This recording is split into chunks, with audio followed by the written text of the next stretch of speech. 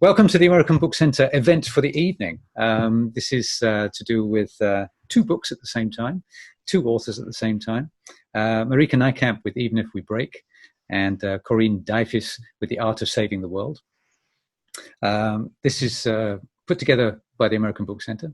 Hopefully you'll know that. We're based in Amsterdam and The Hague. And at the moment, let me just admit some more people in. And at the moment, we've got a pop-up store in Amstelveen. My name's Nyman, and I work at the American Book Centre as well. And we'll be giving it over to Hedwig to do the moderating, and we'll be chatting. She'll be chatting to two ladies, and then there'll be a Q&A afterwards. Also, in the link, you can see the link to the two books where you can find that on our website if you want to order it. And as a special, we're doing it if you buy two books together. We can send it to you with no charge for sending it as well. So that's kind of funky. Good. Without further ado, Hedwig, unmute yourself, young lady, and carry on. Thank you for the introduction, Luke. I'm very happy to be here today to talk about these two books. Just to indicate a bit how we're going to structure this. First, I'm going to talk to Marieke about her book. Then I'm going to talk to Corinne about her book. And then we're going to have a bit of a chat together. And I would ask you to actually maybe hold your questions until that later bit where we have more of a group talk and we can talk about all kinds of interesting things, both the books and of course everything around that. So as I said, we're going to start with Marieke Nijkamp. If you're here, you probably know, but I'm going to do it anyway. Marieke debuted with This Is Where It Ends in 2016. She also wrote her second novel, Before I Let Go, in 2018, and this is now her third, Even If We Break. She also wrote a graphic novel called The Oracle Code, which is about Barbara Gordon, of course. And she edited, she's even holding it up. And she also edited an anthology called Unbroken. But all those other things, we can talk about them later. We're here today because of Even If We Break. And what I found interesting when I read both books in preparation for this is that both of them made me think of Cabin in the Woods in different ways. And for Marieke's book, it's perhaps more clear because it is about 5 people who go to a cabin in the woods. And actually spent some time trying to map them to the 5 archetypes of the movie, which were, I looked them up, the whore, the athlete, the scholar, the fool, and the virgin. Doesn't quite work out that way because these are not your, stereotypical horror novel protagonists. Mm-hmm. And so to start, I wanted to ask Marieke to tell us about these 5 people who go to a cabin to play, well, not Dungeons and Dragons, but a role-playing game. That sounds very interesting. So Marieke, go ahead. Okay. Well, they're definitely not your stereotypical archetypes because I did not know about those archetypes. So could not use them in the book. So the book is about a group of friends, 5 of them who, like Hedwig said, go to a cabin in the woods to play a role-playing game. There's Ever. They're the game master of the group. Ever is non-binary and just really enjoys telling stories, creating worlds, building games. Hedwig just mentioned that this isn't based on Dungeons and Dragons. It's like general RPG, but it's very much a homebrew type system that Ever just designed for the rest of the group. So that tells you a lot about them. And they're super protective of their friends, of their sister, which you'll have to figure out what that means in the book because I'm not going to spoil that. I've been doing events for a while now, so if I am likely to spoil anything during one of these events, it's probably today because my brain is just like, yay, people, how fun. So yeah, well, it is a book where you're going to be surprised. So I mean, ideally, if I don't give the plot away before that, yes. So yeah, there's Ever, there's Finn. Finn is also a game designer, but very much wants to be like a game developer, MMORPG type games. He's a trans guy. He has EDS, which I do too. So if you see my super flashy finger splints, that's because of that, and not just because they're shiny and cool. But yeah, so Finn uses crutches, which is something I really wanted to incorporate in the book, so that's fun. He has crutches with raven skulls on them, which I love. Personally, I want that too. And which will be maybe marketing or merch at some point, maybe? I would think probably not, but also that would be awesome. So yeah, no, I'm kind of into that. Etsy people make We already have one person in the chat who would be a potential customer for that. So I definitely see a niche opportunity here for we should talk about that, Kara. So yeah, that's Finn. There's Maddie. Maddie is struggling with a lot because Maddie used to be a lacrosse player and was in a car accident where she no, never mind. Because of the car accident, she has a chronic knee injury now, and which means she basically lost her sports career, and she's trying to figure out what that means, both for who she is, also with how she interacts with the world and how she looks at the world. Maddie is autistic, like I am, because there need to be more autistic people in fiction, which I'm sure several people in the chat agree with. And also at least one person in this particular event. So yeah, Maddie was a lot of fun to write because I basically just gave her a lot of my own quirks and had her deal with it. It was great. And I also thought the way you describe it when she kind of can't handle the world anymore was very, it's a way that autistic characters don't often get written about because it's very from the inside of it, not trying to explain it. But yeah. Yeah, it's almost as though most autistic characters get written by non-autistic people, which fucks them up. Strange how that goes. Oh god, we were recording this, weren't we? This is what happens when I'm tired. I have no filter. So yeah, aside from those three, there's also Carter. Carter is very much struggling with his family's expectations versus his own dreams. He comes from a relatively well-to-do family, but a family that has only become quite comfortable with money and status in the last generation or so. So his parents just hammer on the fact that he needs to get a good job, he needs to do something that will earn him lots of money, so he'll be comfortable too.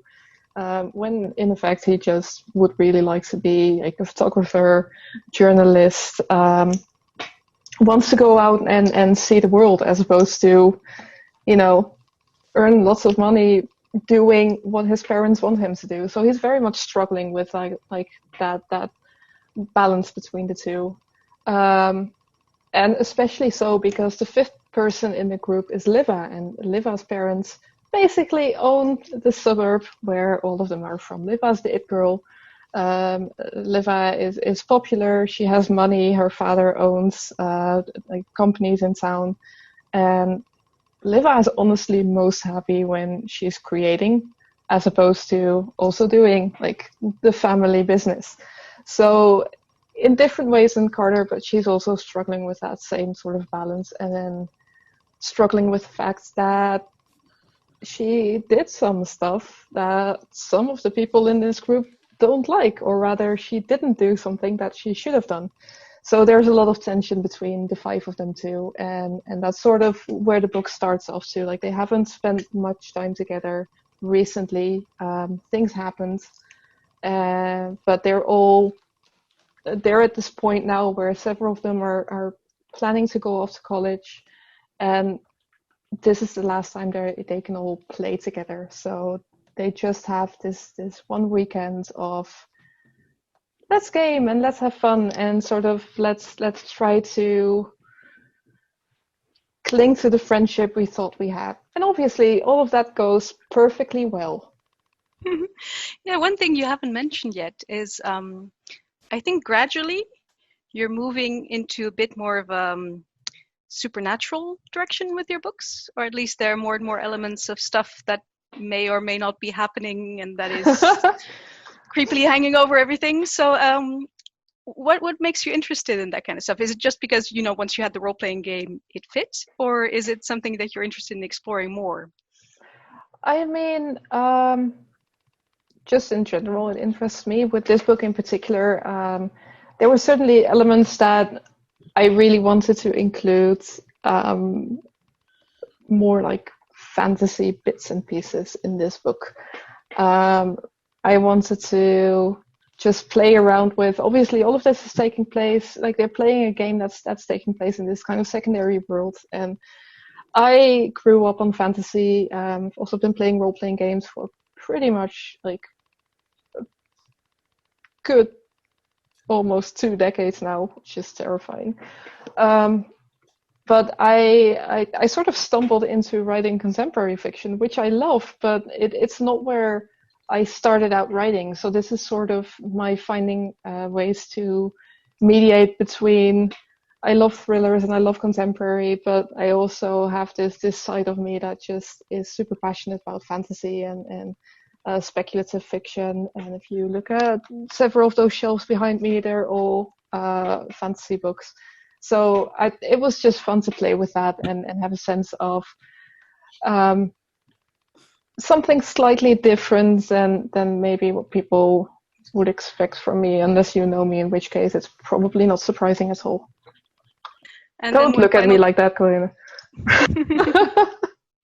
And then one final question before we move on to Corinne is, I'm curious, your game, you only see hints, of course, of it being played because, you know, shit goes down.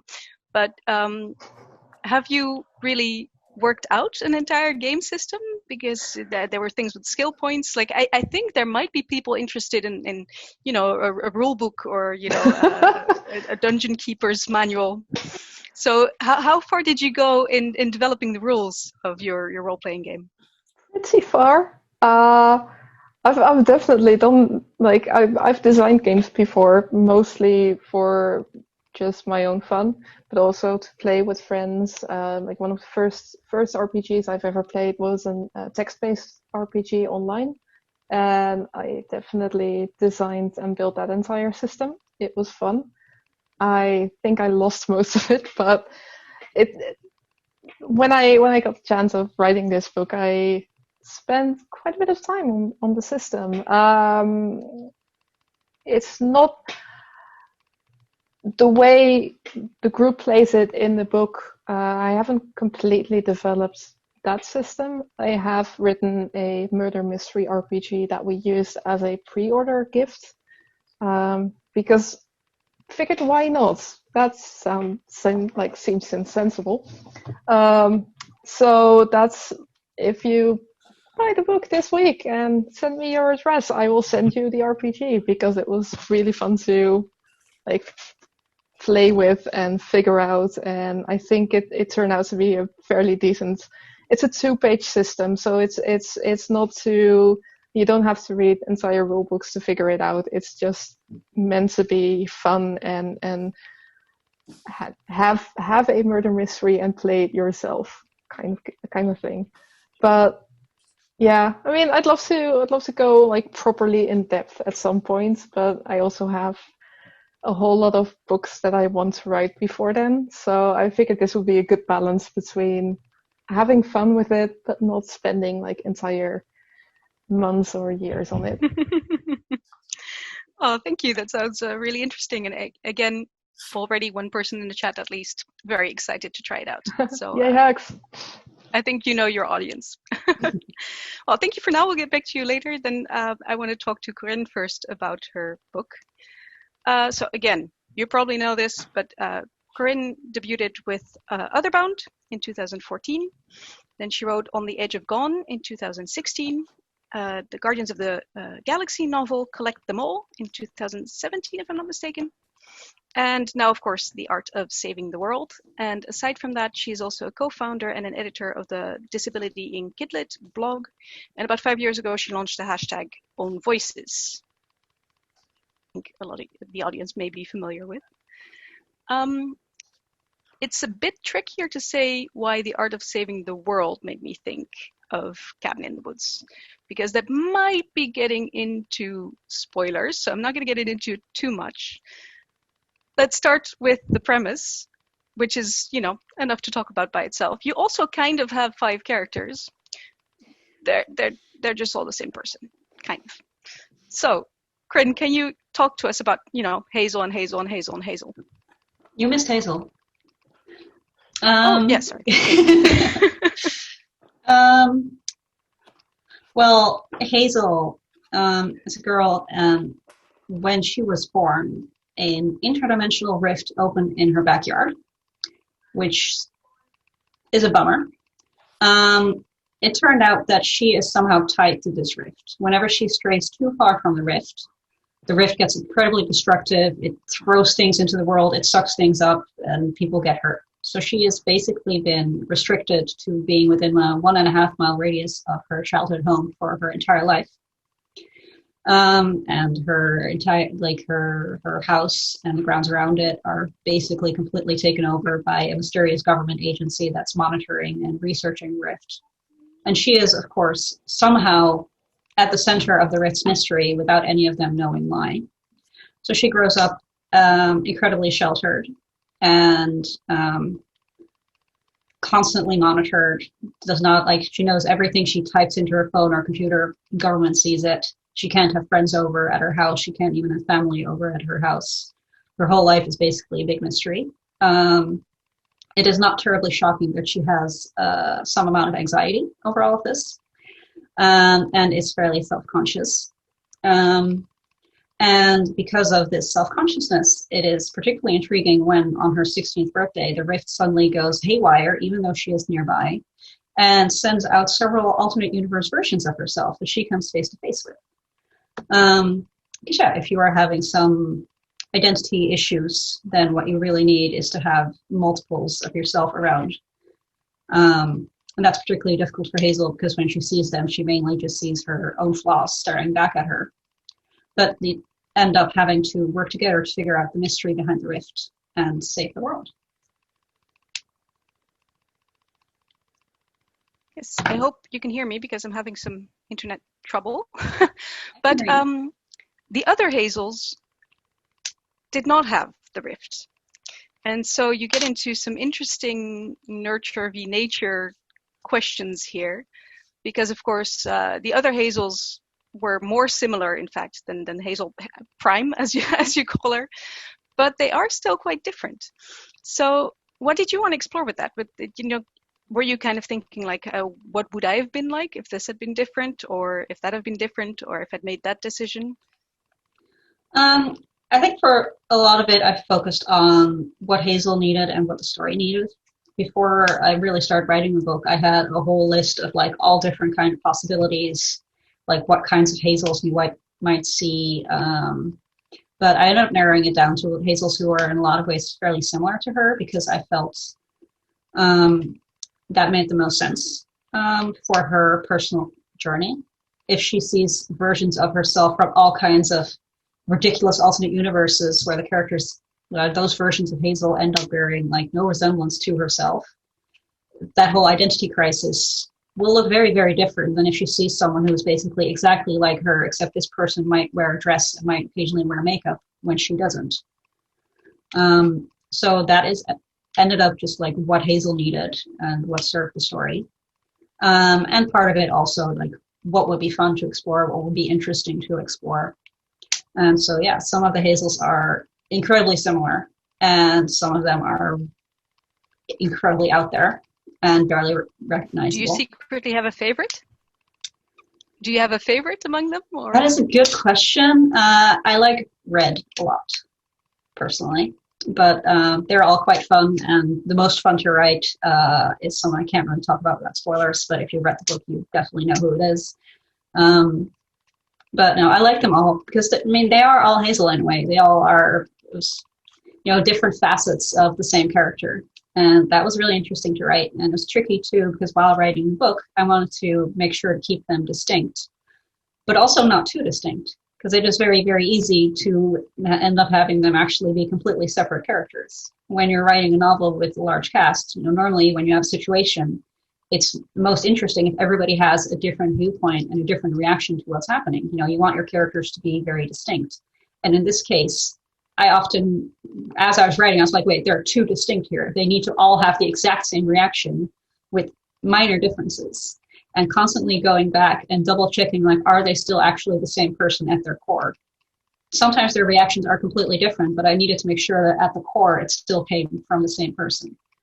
And that if they were different, that I was very clear about why these reactions were different, like what in their history or what in their experiences would make them do this differently from the other Hazels. So that was quite a challenge, but a very, very fun one, because I'm very much a character-focused writer. So this was very interesting to do. Well, speaking of characters, I can't believe we've been talking for almost 10 minutes about your book, and we haven't mentioned the talking dragon yet. Seems, also quite relevant. And I mean, she was my favorite character, I have to say, in all the book. So can you talk about how you, how you developed her?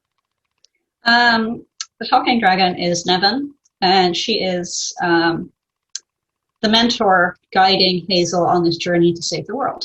She is a dragon.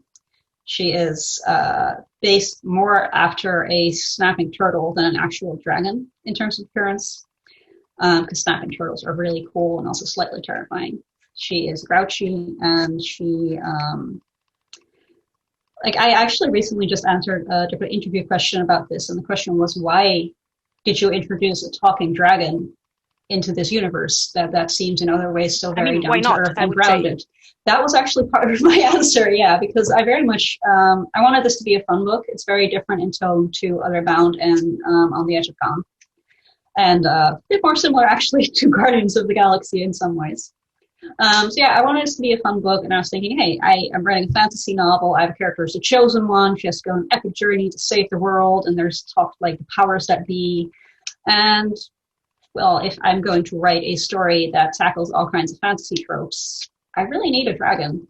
That was sort of like my reasoning, like, this would be fun, it fits the story. And then later on, when I thought about it more analytically, I realized it actually works in other ways, because the book seems to be very sci-fi on the surface. You've got interdimensional rifts, and she's, surrounded by a mysterious government agency and researchers, etc. So it could very easily be read as a sci-fi, but at its core, it's very much a fantasy book, because the fantasy tropes is really what the book is about. And if I only started introducing that later on in the book, I think readers could get kind of blindsided by that. So having like a talking dragon in the very first chapters of the book is a very good signal as to what kind of book you're going to get, which I think is handy for readers. And it was also quite useful for the characters, because otherwise every time something new and strange happens, they would have a slight meltdown. What the hell is happening? How is this possible? Oh my God, magic exists. And in this case, I could have a character go like, oh my God, magic exists. And Nyman would say, Hazel, I am literally a dragon. And that would be the end of that conversation. So it also, and also like at some point, you use someone needs to be convinced, and they just take a phone picture of the dragon and send it, and it's very efficient. Exactly. Just once a dragon exists, Yeah, it's a lot easier to take things at face value once you are face to face with a talking dragon. She ended up serving multiple very practical, literary, highly intelligent reasons that had nothing to do with me just going like, oh my God, it would be so cool to write a dragon. Let's so stick it is with that cool version to write a dragon. Yes. And well, as you say, you're not going to do these tropes straight. I do nothing straight. No, I didn't even mean it as pun intended, but yeah. I have to take it as such, though.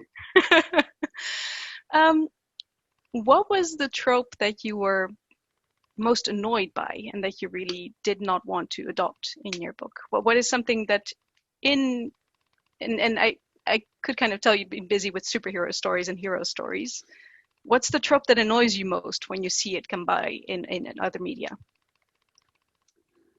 I honestly don't know, because I feel like there are so many tropes that are often, maybe poorly handled, but the handling is what annoys me more than the trope itself. Like, I firmly believe you can take pretty much any trope, and if it's done well, if it's done interestingly, it could still be great. Like, I have never actually been drawn to chosen one stories, or, heroes setting off on their, destiny. That I've enjoyed plenty of stories with that trope, but it's usually in spite of the trope rather than because of. And yet I just wrote a whole long novel dealing with these tropes because I found the angle that intrigued me. And I think you can do that with pretty much any trope. So yeah, that's a bit difficult to say. But in terms of like tropes that annoy me or something, I feel like chosen one stories and Destiny that don't actually engage with what that means in terms of the universe and in terms of what that means for the character who is hearing about this destiny. I think that doesn't generally work for me because there's so much you can do with that. And I think the least interesting thing about that is actually the character going off on their destiny to save the world. I would much rather know more about the character than all the fuss about it, surrounding it. Well, and speaking of the characters, one thing I didn't really realize until literally 10 minutes ago is there are barely any men in this book. They're really kind of marginal figures. Was that on purpose, or was it also accidental for you? If your main cast consists of several people who are the same person, then the odds are quite significant that they are the same gender. So in this case, Hazel is female, and having several versions of Hazel means having several female characters. The dragon being female was because it's cool, and I like dragons, and having a grouchy female dragon mentor sounded badass to me, so I went with that. And I think for the remaining characters, it's probably going to be about 50-50. I sort of struggled with that in several ways, because if I already have several versions of the same character, like that is then already the cast. So aside from the dragon, there are very, very, very few significant secondary characters. And the few significant secondary characters there are maybe get like 2 or 3 chapters page time in total, because there is just the focus on the Hazels themselves, and adding even more characters would detract from that because I already have like several Hazels to figure out. So no, it was not really on purpose, but it's not something I particularly care to address either, because I quite like having that, definitely. No, and again, it's not something that jumps out, or it was literally just while talking that I suddenly was like, wait, there's the director, there's a dad, and that's basically it. But yeah. No, and I think I don't want to get too much into the plot in this version, because I do think it's one of the most fun parts of the book to see how that gradually develops. So thank you for this. Then there's a lot of talk about puns in the chat. I do want to open it up right now to the chat and have a talk with both of you. And one thing I was wondering, reading these 2 books really quickly after one another, and sorry about the background noise, that's this asthmatic dude. Oh, kitty. Never apologize. Never. Yeah. But he, no, not he. Both of you wrote your novels not just in English, but also as taking place in the US.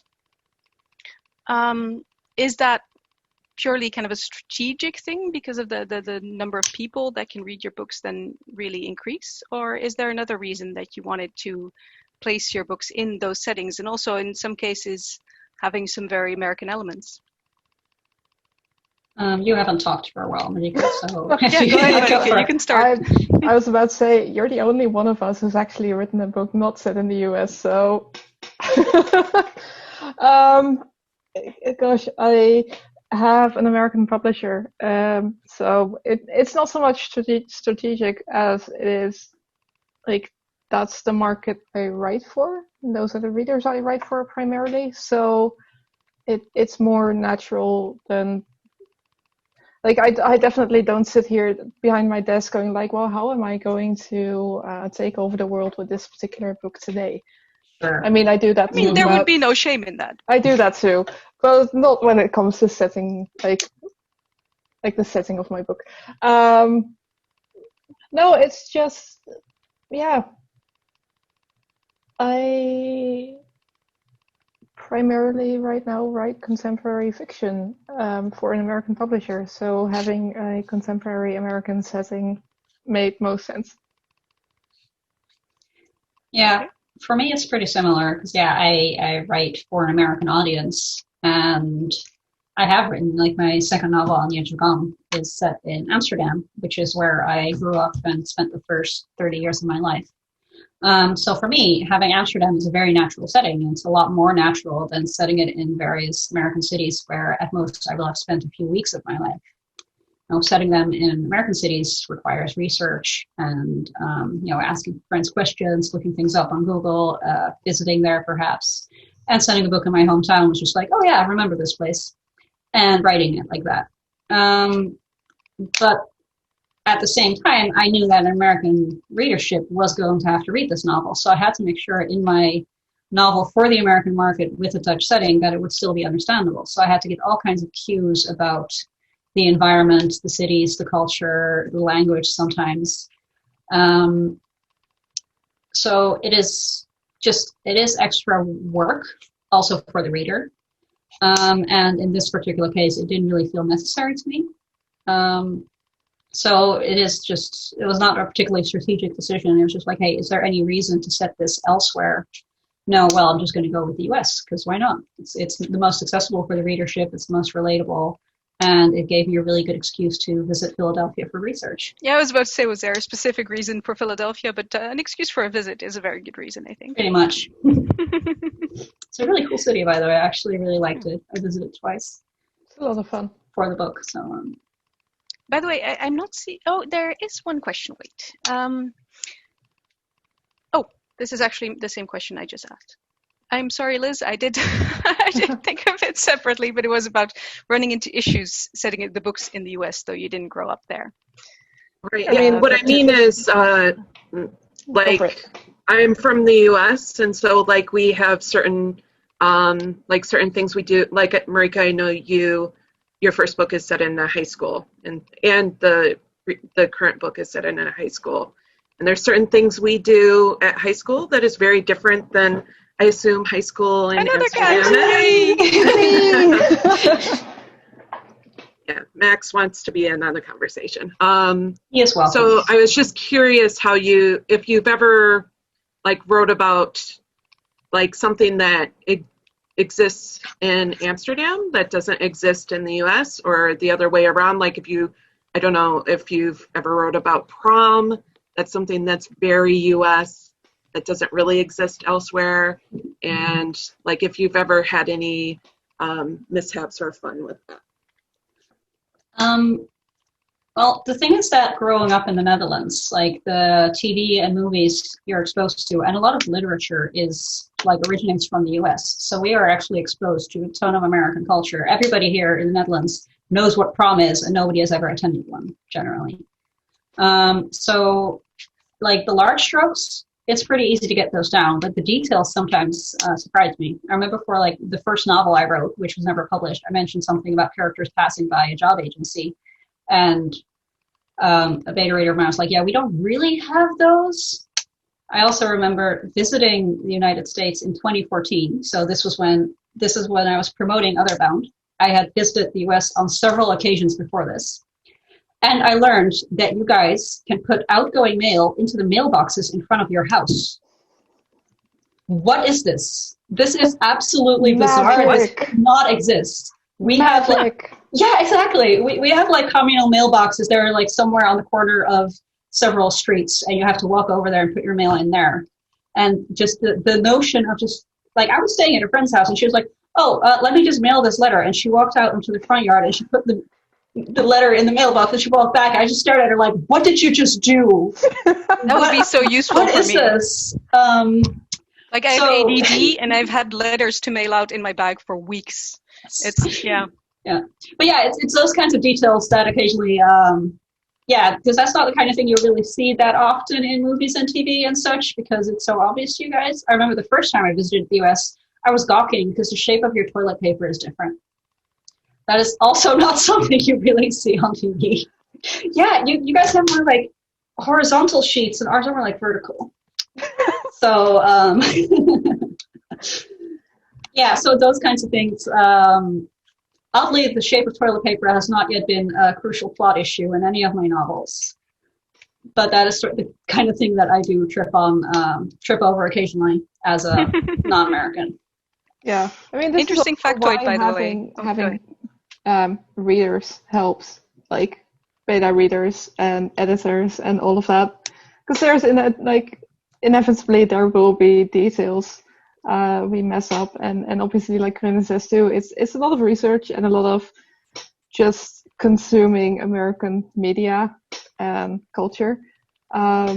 But yeah, there's always going to be slight details. So especially with This Is Where It Ends, I just like sent the book to friends of mine. It was like, you went to an American high school? Is this sort of how it works? Yeah. No, thank you for answering the question. We have a few more. So I don't know if Kara wants to ask her own question or if I should read it out.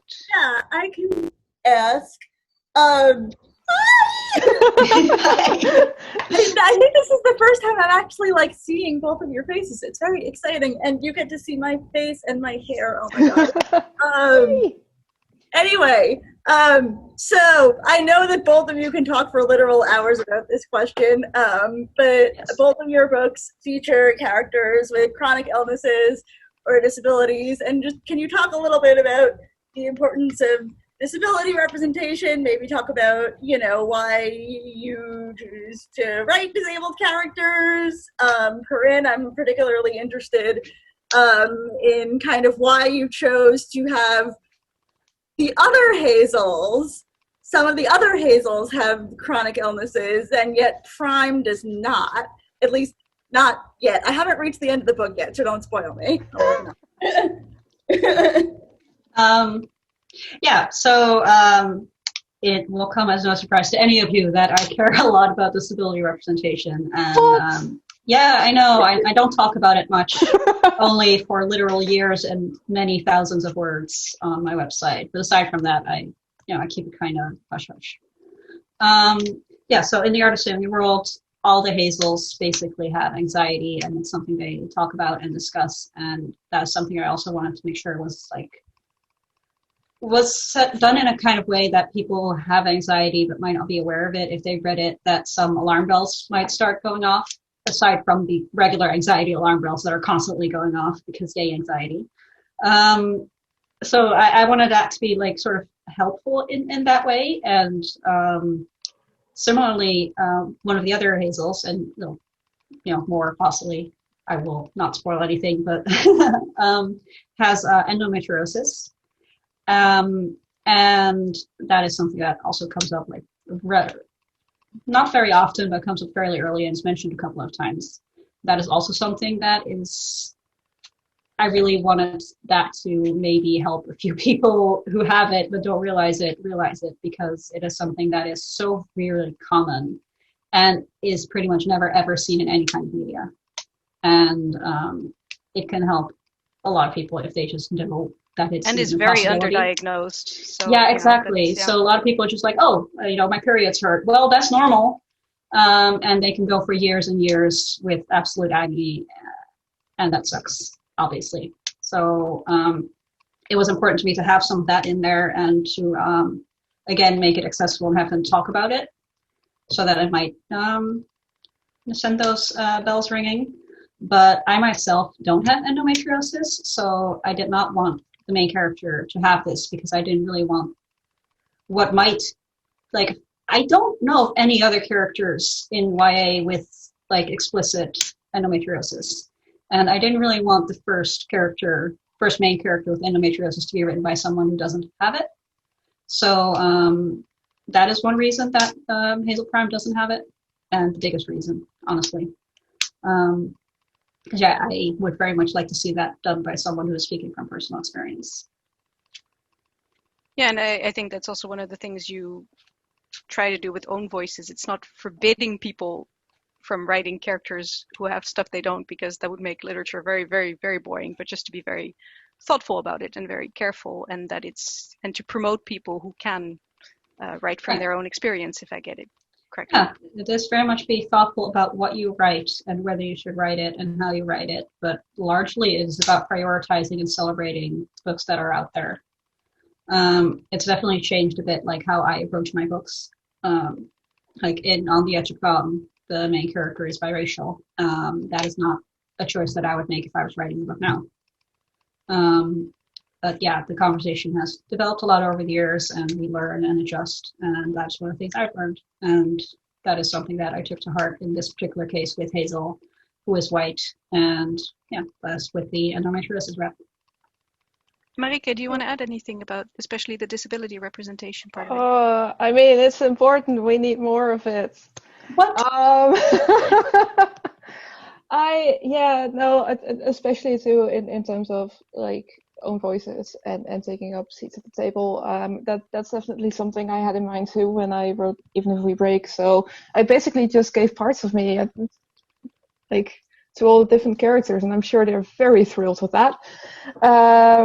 Well, having all of that in the same character would be unrealistic, Marieke. Yeah, please. No, wait, what? Like non-binary, autistic, physically disabled people don't exist? Yeah, please, just one special trait per character. And yeah, we have a rule.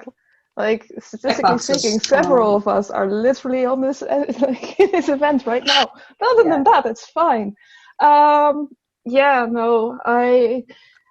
My 2020 involves writing a YA novel with like 2 disabled main characters, one autistic and one with EDS, and a graphic novel about a wheelchair user main character, and a comic series about a main character who has a prosthetic hand, and then also a short story in a graphic anthology about Judy Human, who is amazing. So, y'all, if at this point you don't think that disabled people deserve to see themselves represented in fiction, you can just fuck off. Sums it up. It's almost too good a point to stop it, but we still have 5 minutes. Today. I like this unfiltered Marieke.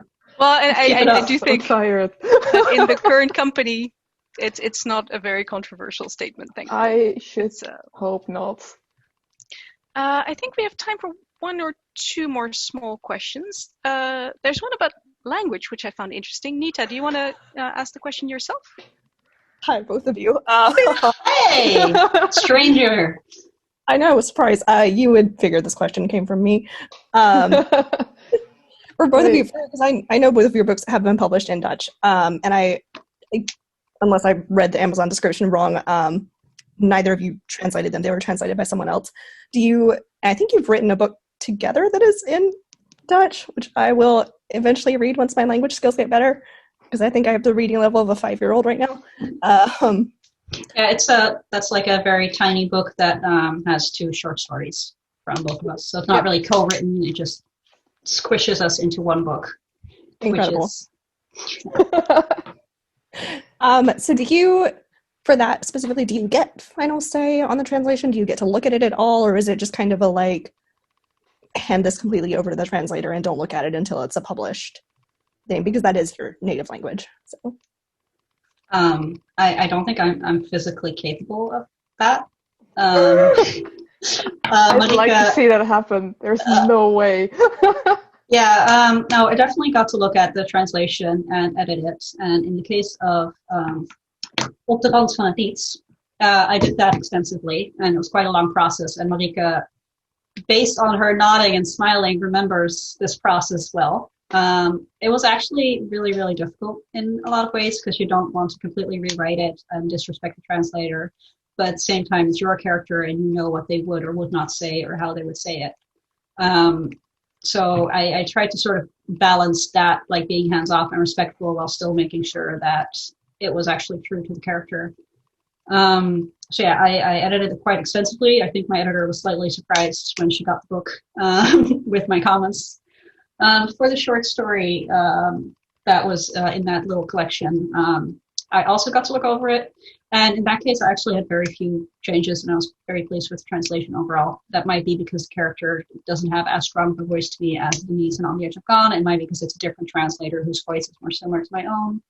I'm not really sure. But in both cases, I got to look at it and tweak it, which I was very happy with, because then I can fully stand behind the translation, which is not possible with any of the other translations, because I do not speak Spanish, Turkish, or Russian. So I'm just going to have to trust that those sort of resemble my words. Thank you. I was very lucky with my translators. We literally just finished wrapping up the Even If We Break translation, which will be Zelfs als we zwijgen in Dutch. And we did actually go back and forth quite a bit on that, primarily because there is no obvious singular day in Dutch. I was about to ask because I've been looking for a good one, and it's tricky. So initially, it literally got translated from day, which in Dutch is zij, which is also like she. So that's super confusing, and I was like, let's not do that. And the two options in Dutch right now are basically die and hen, and we decided to opt for hen because that's like the more common of the two. But that was certainly tricky because it took me a little while like figuring out which one of those options fitted with the character best, and then also just like how to weave that through and make sure that thankfully both my translator and the copy editor did a fantastic job in making sure that no accidental misgendering slipped through. But that was definitely something that we had to be mindful of because it's tricky when languages are super gendered, and Dutch culture is very much still figuring out how to deal with non-binary anything. So yeah, that was a big part of this translation. But generally speaking, I do read my translations in Dutch. I've also read most of my first two books were translated in German. I read those two and went back and forth a bit with one of the publishers about how to translate gun, because in Dutch, like there's the same issue. Like when you talk about guns in English, it can mean anything from like pistol to shotgun to anything in between, and both Dutch and German are far more specific in that regard. So that was an interesting discussion to have. Now at the same time, I don't look at other translations all the time. It just depends on like my language fluency. I just got the German translation of Oracle Code, so I'm looking forward to reading that. But like it's already published, so it's not like I had any input there. And then when it comes to the short story, I actually wrote that in Dutch, which was terrifying.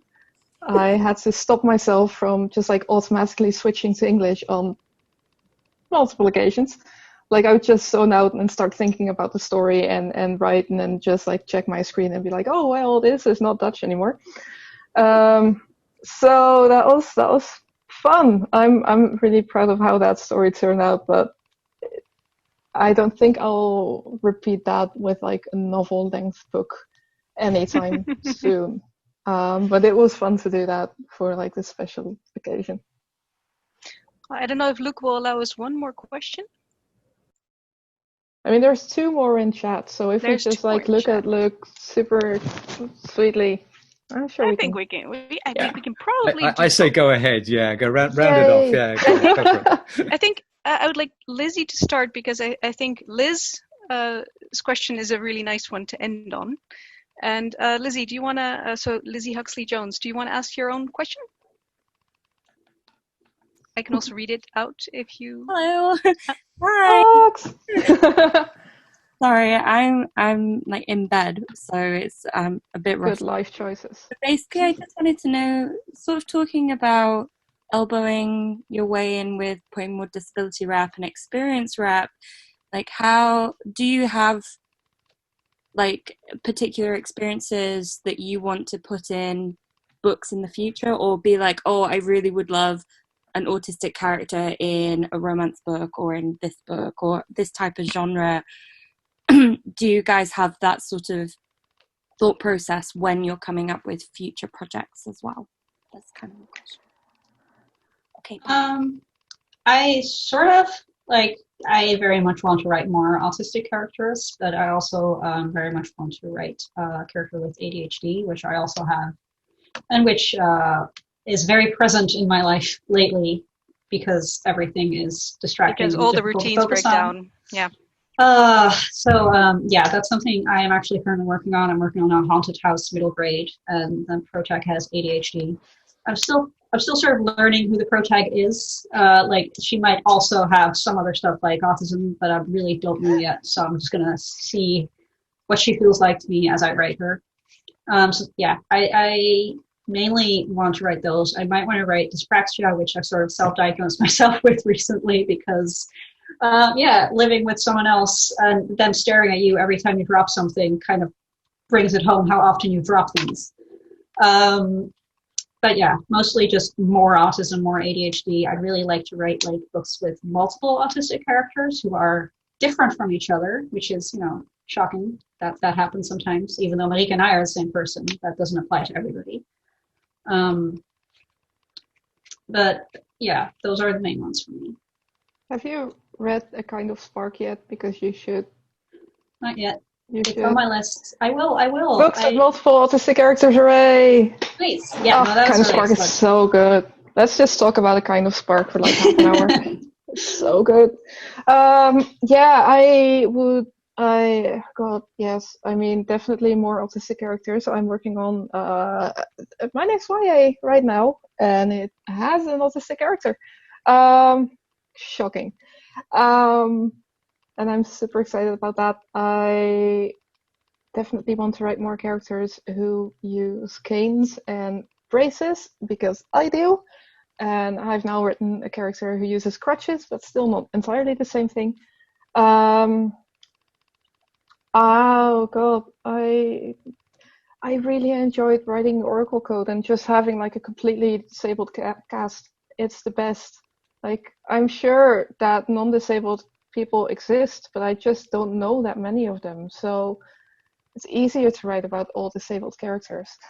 Also more queer disabled characters and trans disabled characters. Because again, I'm sure straight people exist, but I mean, bad choices really. I have my doubts. Yeah, exactly. Like, yeah, I think that's mainly it. I don't know. It does depend a bit on the book I'm working on, like what I'm working on, and how it fits into the narrative. Certainly, characters don't need to have a reason to be disabled, but different types of disabilities lend them easier to being written in different types of stories. So, yeah, I think I know I have a whole list of characters I still want to write. I just don't want to say too much about them, but I think that's sort of like my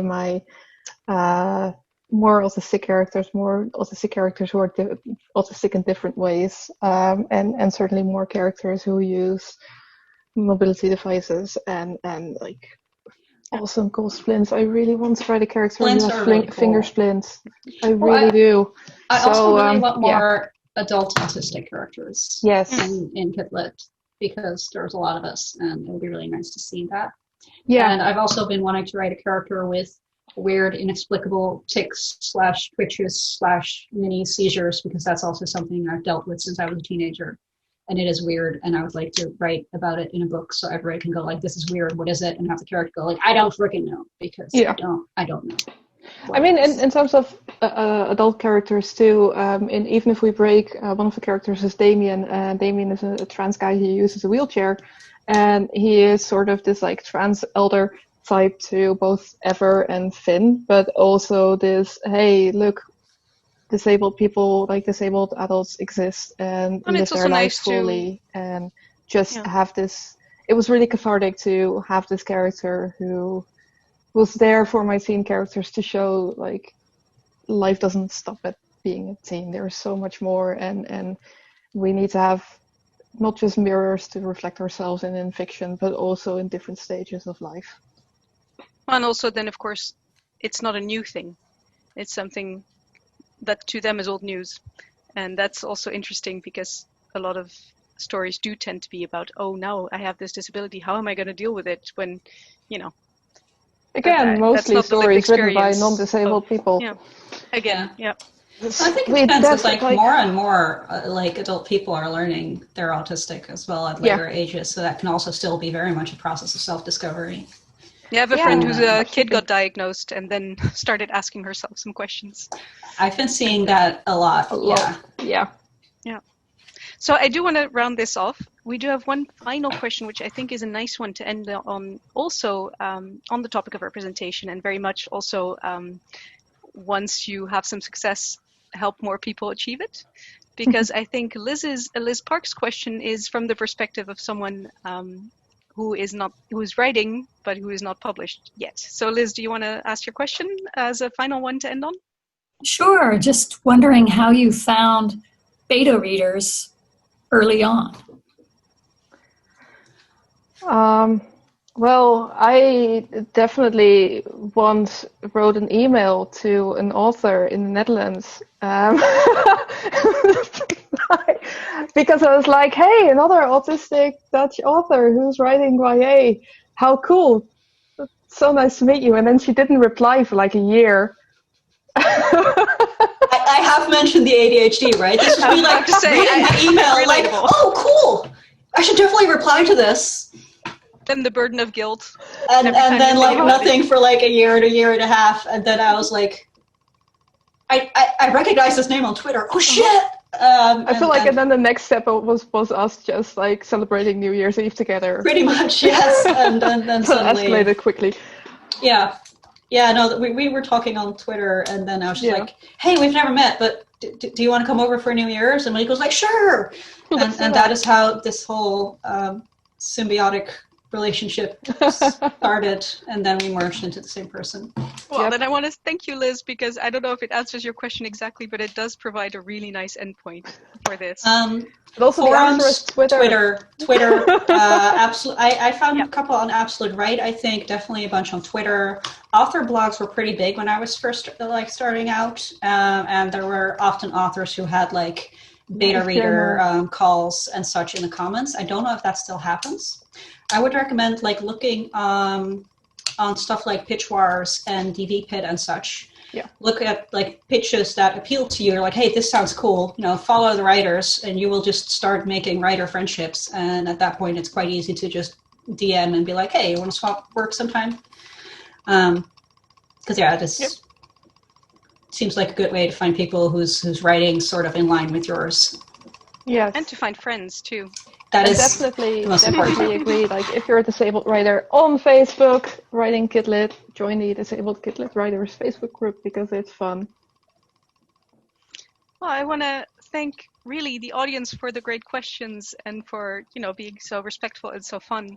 I want to thank Marieke and Corinne for not having a filter and really sharing their opinions and making this very entertaining. And of course, I want to thank the American Book Center for making this possible, also on a technical level. So just to finish, as mentioned by Luke at the beginning, if you buy both books together at the ABC, you don't have to pay for shipping. And the books by Corinne, if you go towards the end of next week, you might be able to find some signed. That applies to both Art of Saving the World and the Edge of Gaunt paperback, which is new. It is very red and very shiny and pretty. Yeah, right? Yeah. Thank you all. This was very fun, and a lot of luck with both your books. And thank you for your presence for the audience. Thank you all for coming, and thank you to Hedwig and Luke for making this possible. Yes, thank you so much. You're welcome. Thank you.